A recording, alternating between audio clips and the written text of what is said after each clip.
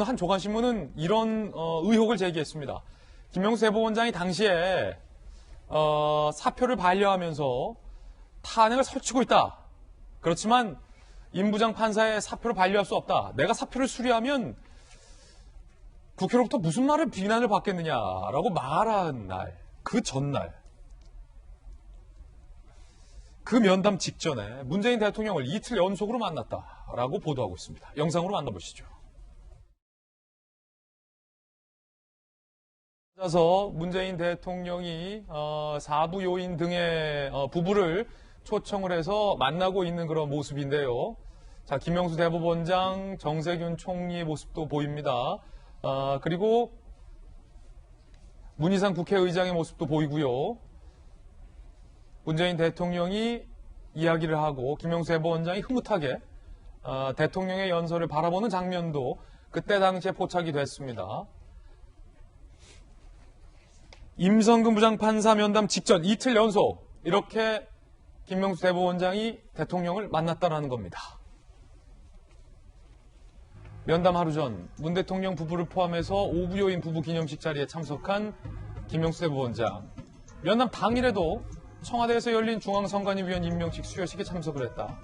그리고 오후 5시 그날 임 부장판사를 면담해서 여당에서 탄핵하자고 저렇게 설치는데 내가 사표 수리하면 내가 국회에서 무슨 얘기를 듣겠냐라고 녹취록대로 얘기를 했다라는 겁니다. 자, 김병민 비대위원께서는 어떻게 생각하십니까? 물론 대통령을 만난 것과 저 발언을 한 것, 국회에서 무슨 비난을 받겠느냐라며 사표를 반려한 것의 인과관계는 현재로서는 단정할 수 없다라고 말씀드릴 수밖에 없는데 야당의 시각은 어때요? 실제 여러 사람이 모인 자리이기 때문에 저 자리에서 깊이 있는 얘기가 오갔을 거라고 생각하지 않습니다. 그리고 문재인 대통령을 전날 만났기 때문에 뭔가 청와대와 교감까지 있는 것 아니냐 이렇게 주장하기는 무리수가 충분히 있을 수는 있는 건데 조금 전에 김명수 대법원장이 문재인 대통령과 함께 있으면서 바라보는 표정과 인간적인 관계 이런 것들이 아마 주마등처럼 스쳐 지나가진 않았을까 이렇게 생각해 볼 여지는 있습니다. 하지만 중요한 건 김명수 대법원장이 녹취록에 들어가 놨듯이 김명수 대법원장은 본인의 발언을 통해서 분명히 법률적인 것이 아니라 여러 정치적인 상황을 고려한다고 이야기를 끄집어냈고 그 정치적인 상황에 대한 고려에는 여건과 그리고 청와대의 기류 등을 비롯한 다양한 것들을 해석할 수 있다는 측면으로 우리는 바라볼 수 있지 않겠습니까? 김명수 대법원장에게 가장 아쉬운 건 본인 스스로도 지금 이중적인 행태를 보이고 있는 게 탄핵한다고 설치고 있다 이렇게 얘기했다는 것은 탄핵 자체에 대해서 본인도 부정적으로 생각하고 있는데 그걸 막아서거나 법률에 따라서 원칙에 입각한 사표를 수리하지 못했다라고 하는 김명수 대법원장의 책임은 피해갈 수 없을 겁니다. 이쯤 되면은 김명수 대법원장과 정확히 비교되는 두 사람이 떠오른다고 저는 생각이 드는데요. 한 명은 최재형 감사원장이고 한 명은 윤석열 검찰총장일 겁니다. 저 때를 즈음해서 윤석열 검찰총장을 생각해보면 사실상 살아있는 권력에 대해서 엄정하게 수사하라고 하는 대통령의 말처럼 수사를 했는데 그 결과는 추미애 장관 취임하고 나서 본인의 인사권 하나도 행사하지 못할 정도로 엄청난 위기에 봉착했고 윤석열 총장과 함께 수사했던 사람들 거의 대다수가 좌천되거나 큰 불이익을 받았던 기억들이 생생합니다. 그럼에도 불구하고 윤석열 총장은 국민의 검찰을 강조하면서 이 부분에 외부로부터의 외압이 없기 위한 검찰개혁을 위한 노력을 했던 기억들이 생생하고요.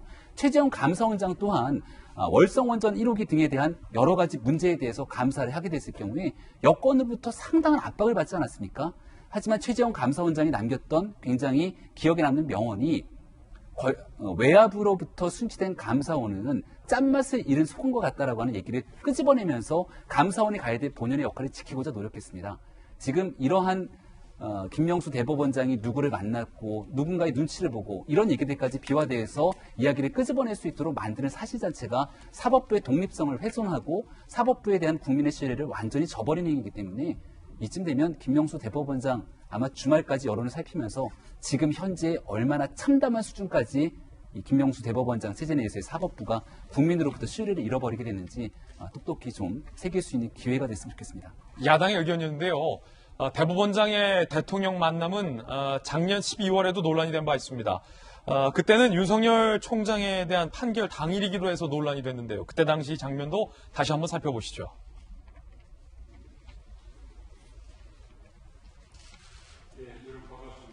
문재인 대통령이 자, 김명수 대법원장 등을 초청해서 함께 청와대에서 티타임을 하고 있는 그런 장면입니다. 대통령의 당시 발언도 들어보시죠. 요즘 이제 권력기관 개혁 문제로 여러 가지 갈등들이 많습니다. 우리 헌법 정신에 입각한 견제와 균형의 민주주의가 더 이제 성숙하게 발전할 수 있는 좋은 계기가 되리라고 생각합니다. 우리 헌법기관장님들께서 각별히 관심을 가지고 힘을 모아주시기를 바라겠습니다. 사실은 김광삼 변호사님 저 때 당시에도 논란이 됐었습니다.